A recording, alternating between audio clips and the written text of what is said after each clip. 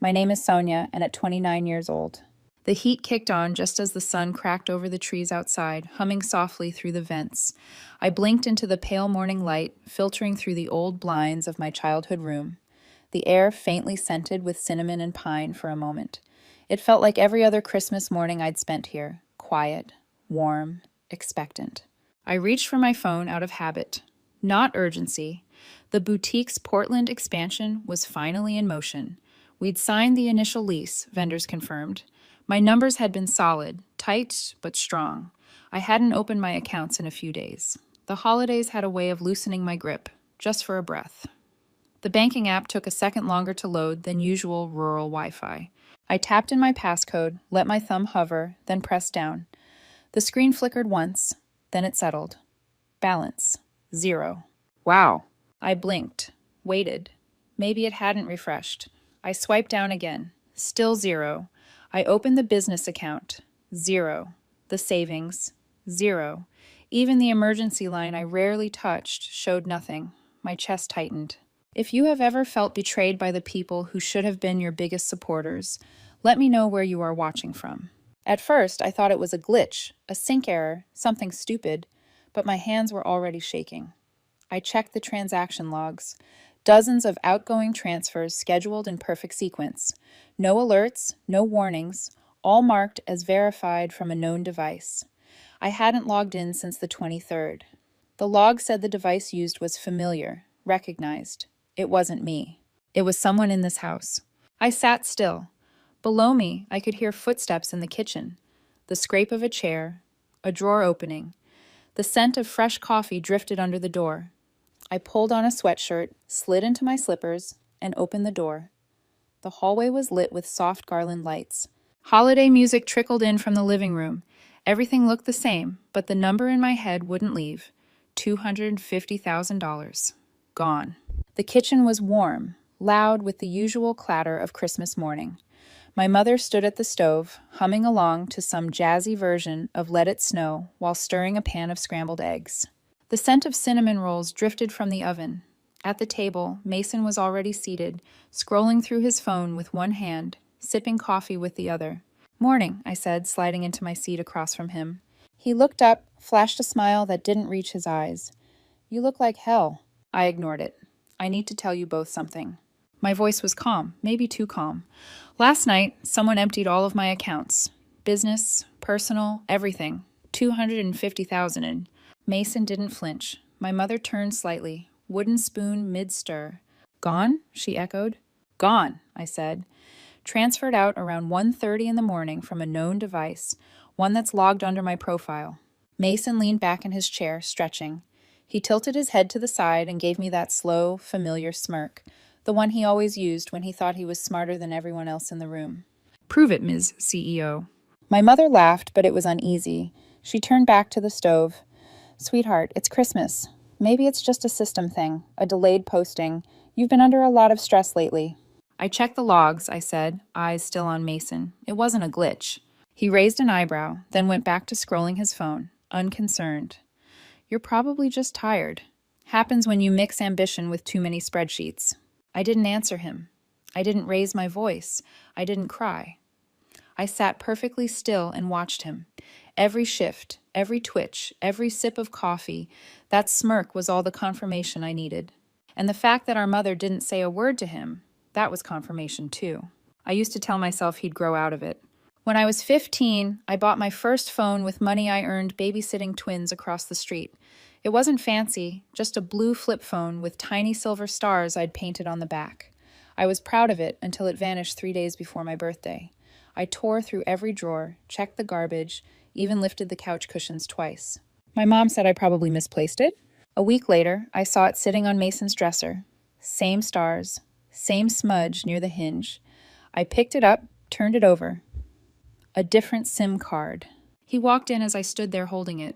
"You went through my stuff?" he asked. "That's mine." "No, it's not." "You're confused." He didn't yell. He didn't get defensive. He just dismissed me like I was stupid. And when Mom found out, she told me I was probably just tired and overreacting.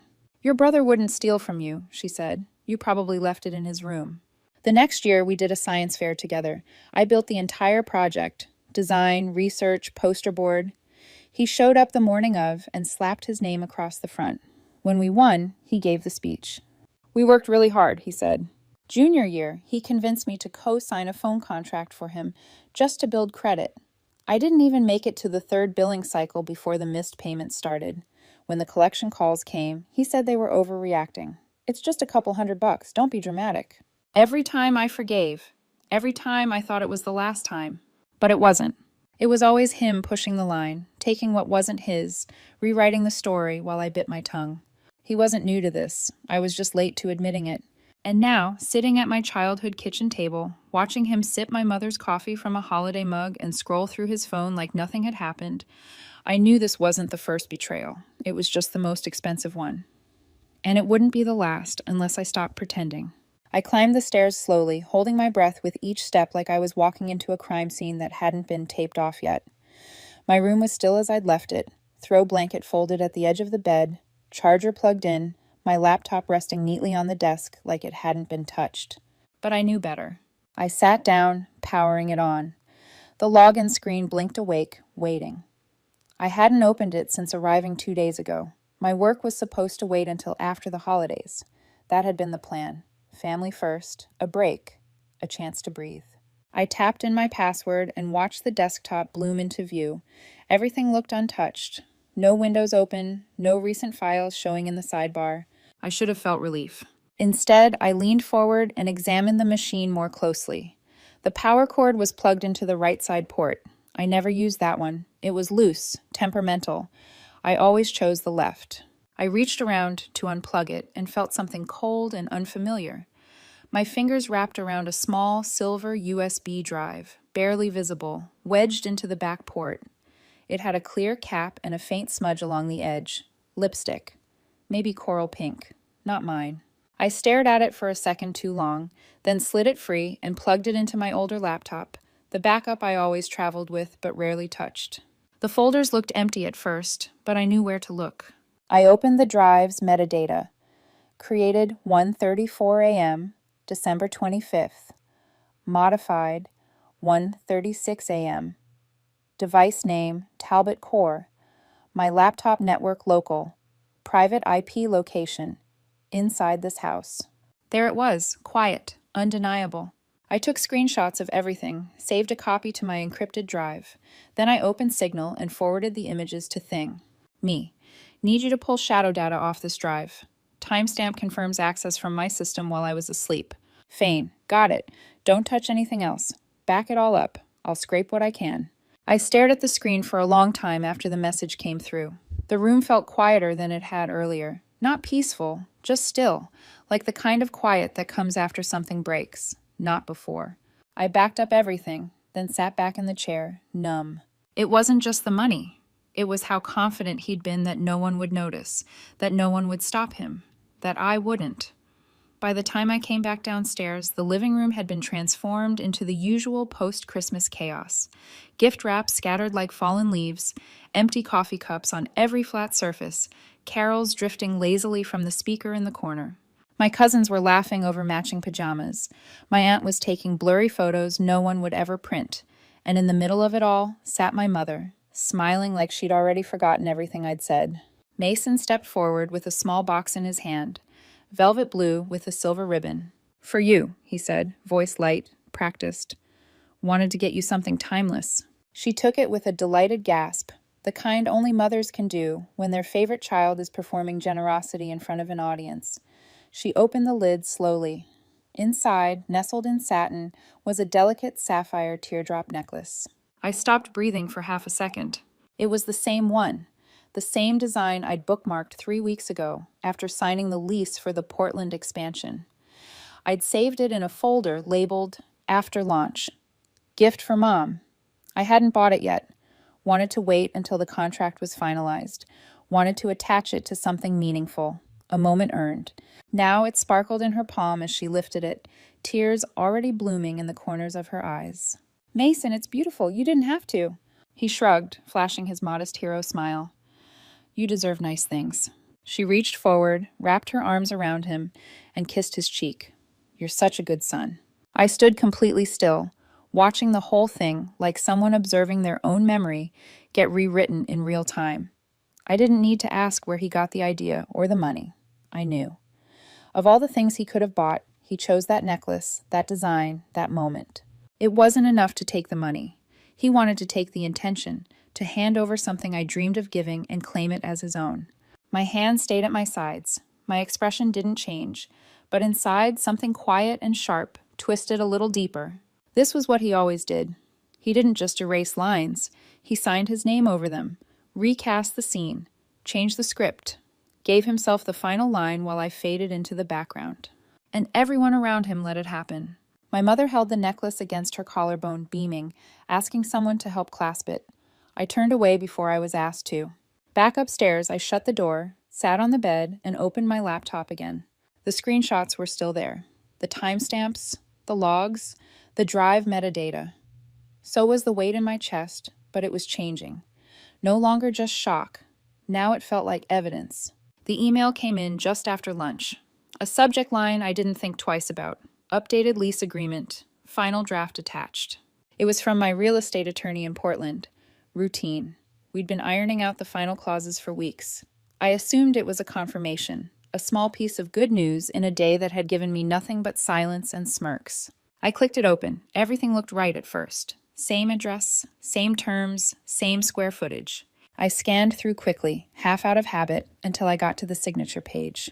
Owner Taj Operator, M. Talbot Holdings, LLC. Signed, Mason Talbot. Date, December 24th. I blinked, then blinked again. It wasn't a typo. His name was there, typed cleanly where mine should have been. A fabricated LLC I'd never heard of before, using our last name, but not my credentials. I opened the edit history. His email was listed as the last modifier. I didn't need a second opinion. He hadn't just touched my money. He'd gone further, reaching into the next chapter of my life, the one I'd worked for, the one I hadn't even lived yet, and he'd started rewriting it in his name. I stared at the screen, not moving for a minute. I couldn't feel my hands. Then I opened the folder on my desktop and created a new one. Case initiated. Into it, I dropped the PDF, then the metadata screenshots, then the photos of the USB, the lipstick smudge, the login times. I copied the signal thread with Thing and saved the camera footage timestamp logs I'd already begun requesting from my backup drive. I labeled everything, cross-referenced, built a timeline. It felt like a ritual, like preparing for something sacred or terrible. I didn't cry. I didn't shake. I didn't even curse his name. I just worked. Because this wasn't about a lease anymore. It was about proof, pattern, intent. He wanted the storefront, the name, the credit, the power. And I knew then, with a certainty I hadn't let myself believe before, that he wouldn't stop until everything I built had his name etched over mine. I closed the file, sat back, and stared at my reflection in the dark laptop screen. The next time he looked at me, I wouldn't be the quiet one. I'd almost forgotten I packed it. Tucked beneath a rolled-up scarf in the bottom of my bag was the mini-cam I'd used in the back office of the boutique during a string of late-night inventory thefts. Motion-activated, time-stamped, discreet. I'd meant to install it at the new Portland location after the holidays, but now it felt like I'd brought it here for a different reason. I plugged it into my backup laptop and waited. The files loaded slowly. Each clip was 5 seconds, unless motion had been detected.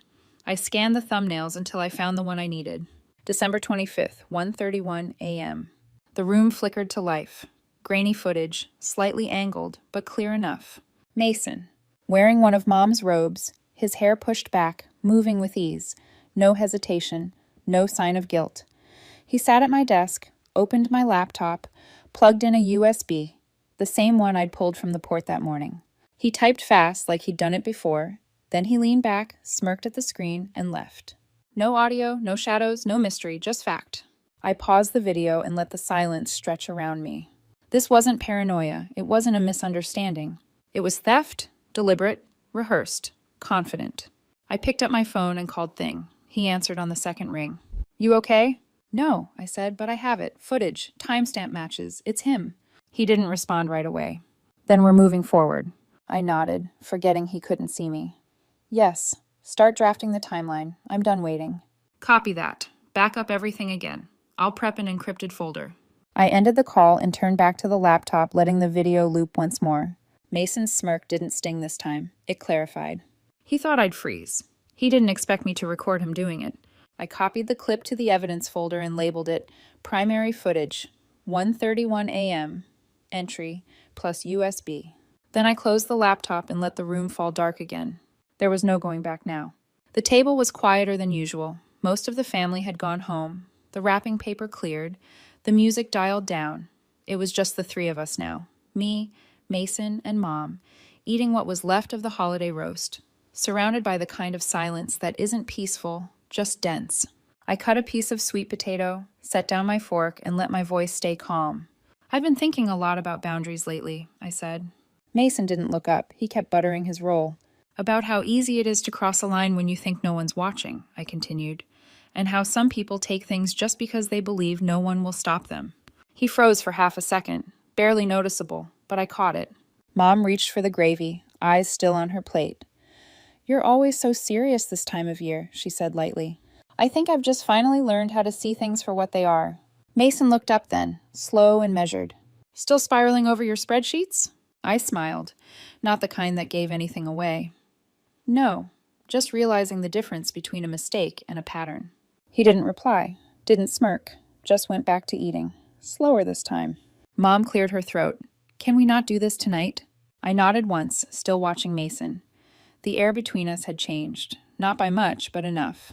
He felt it, the shift, the quiet that didn't come from retreat, but from readiness. He couldn't tell what I had, but he knew I had something, and for the first time, he didn't look so sure of himself. I finished my plate in silence and stood to clear it, hearing my own heartbeat steady and strong in my ears. The game had already started. He just hadn't realized he wasn't the only one playing. It happened just after 10 o'clock.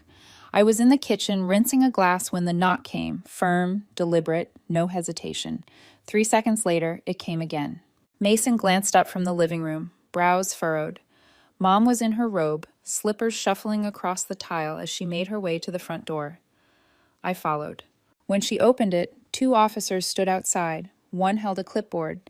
The other rested a hand lightly on his belt. Is Mason Talbot present? The taller one asked. Mom blinked. I'm sorry, we have a warrant. Financial fraud. Wire transfer abuse.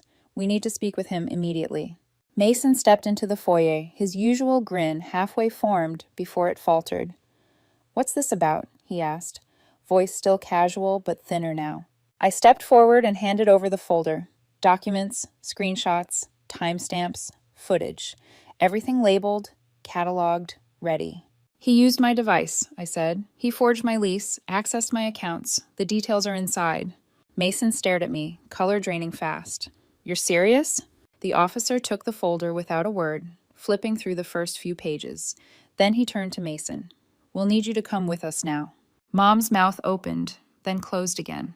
Her eyes shifted between us, like she'd stumbled into a scene she couldn't rewrite. Mason, she said, voice cracking, tell them this is a mistake. He didn't answer. He didn't look at her.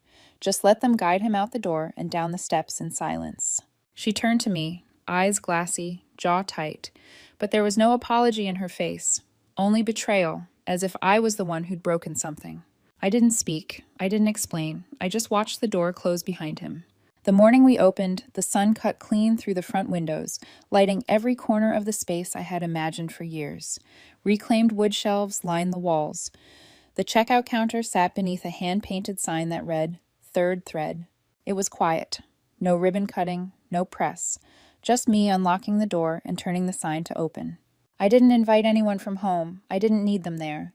The quote hung behind the counter in a small glass frame, my father's handwriting, faded but sure. You don't have to scream to be powerful. It reminded me of the grocery lists he used to leave. The birthday notes tucked into coat pockets. The kind of voice that didn't shout but stayed. I hadn't heard from Mason since the arrest. No calls, no messages. His lawyer reached out once. I forwarded everything to Thing. The case moved forward without me needing to show up again. Mom sent one text the week after he was taken. You went too far. I didn't answer. Some people don't grieve the loss of a relationship. They grieve the loss of the role they played in keeping you small. I didn't miss her voice. I had my own now. The door opened. A customer stepped inside, looking up at the shelves, the soft green walls, the quiet welcome of the space. I smiled and stood tall behind the counter. She didn't know the story, but the name on the lease was mine.